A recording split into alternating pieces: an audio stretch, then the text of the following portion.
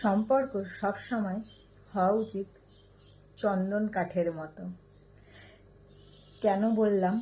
দেখো, চন্দন কাঠ হাজার টুকরো টুকরো করে ফেললেও তার সুগন্ধ থেকেই যায়।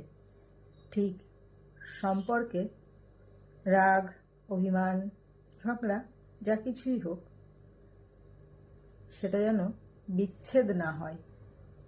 সম্পর্কের যে একটা সুগন্ধ, সেটা যেন থেকে যায়। তাই সম্পর্ক সবসময় হওয়া উচিত চন্দন কাঠের মতো।